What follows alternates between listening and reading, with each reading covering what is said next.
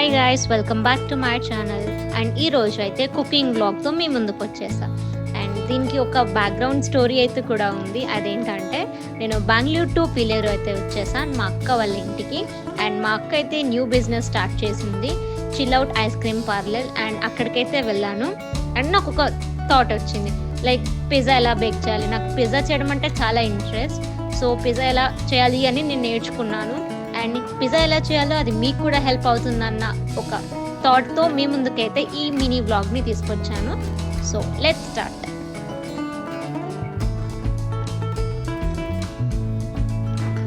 Pizza base కోసం all purpose ఫ్లోర్ని తీసుకున్నాం.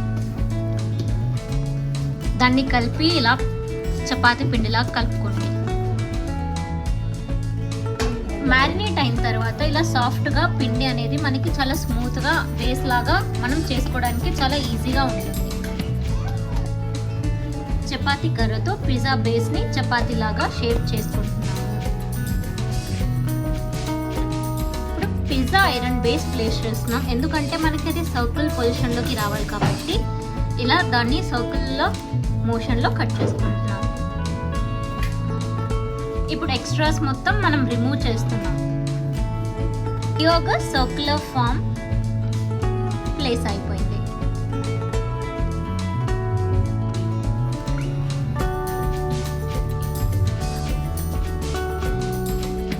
ఇప్పుడు పిజ్జా బేస్ కి హోల్స్ ఎందుకు ప్లేస్ చేస్తున్నామంటే మనం పెట్టే సాస్ కోసం అండ్ వాటిపైన వేసే మయోనీస్ అవన్నీ లోపల మెర్జ్ అయ్యి లోపలికి దిగడం కోసం ఇది యూజ్ చేస్తాం.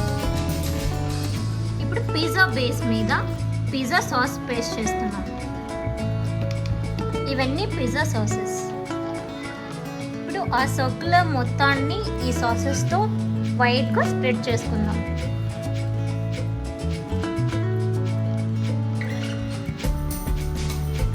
ఈ టేస్ట్ తగ్గట్టు మీకు కావాల్సిన వెజీస్ మొత్తం యూజ్ చేసుకోవచ్చు. మేమైతే ఇప్పుడు sweet corn, capsicum, paneer, onions తీసుకున్నాం. మీ టేస్ట్ కోసం మీకు నచ్చిన వెజ్జెస్ కూడా మీరు యూజ్ చేసుకోవచ్చు. వెజ్ తీసుకున్నాం కాబట్టి వెజ్జీస్ అన్నీ పేస్ట్ చేస్తున్నాం. ఇన్ కేస్ మీకు నాన్ వెజిటేరియన్ కావాలి అనుకుంటే మీ నాన్ వెజ్ మొత్తాన్ని కుక్ చేసి ఇందుపైన ప్లేస్ చేసుకోండి. ఇప్పుడైతే పన్నీర్ మొత్తం పైన పెట్టేస్తున్నాం.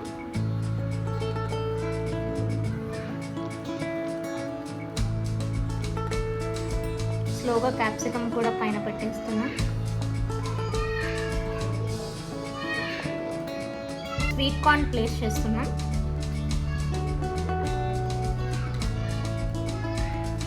ఇష్టమైన ఫేవరెట్ పార్ట్ అయితే వచ్చేసింది. మరి అదేంటో కాదు, చీజ్ లేకపోతే ఆ పిజ్జానే టేస్ట్ రాదు కదా. చీజ్ అనేది రియల్లీ ఇంపార్టెంట్ ఈ రెసిపీకి. అయితే ఇది కీ ఇంగ్రీడియంట్ అని చెప్పొచ్చు, ఎందుకంటే ఇది మొజరెల్లా చీజ్ అండ్ చాలా టేస్టీగా ఉంటుంది. సో ఇది తప్పకుండా యూజ్ చేయండి టేస్ట్ కోసం. పిజ్జా బేస్ని ఇలా కలర్ఫుల్గా డెకరేట్ అయితే చేసుకున్నాం కదా. ఇప్పుడు దీన్ని ఓవెన్లో పెడదాం.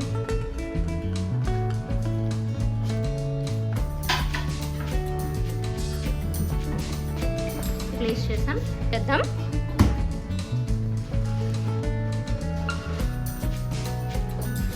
పిజ్జా అయ్యే గ్యాప్లో ఈ మోమోస్ని అయితే తినేద్దాం.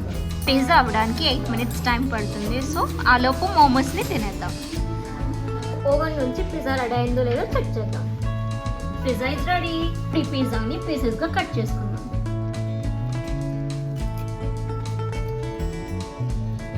చేసిన పిజ్జాని బాక్స్లో అయితే పెట్టేద్దాం. Delicious pizza is ready. Taste అయితే నిజంగా చాలా బాగుంది. ఈ ఐస్ క్రీమ్ పార్లర్ వచ్చేసి పీలేరులో chill out ice cream parlour అవైలబుల్లో ఉంటుంది. మీరు ఆన్లైన్ ఆర్డర్స్ కూడా చేసుకోవచ్చు. ప్లస్ మీరు విజిట్ చేయాలనుకున్న వాళ్ళు కూడా విజిట్ చేయొచ్చు. For more videos, please do subscribe my channel. Don't forget to like, share and subscribe.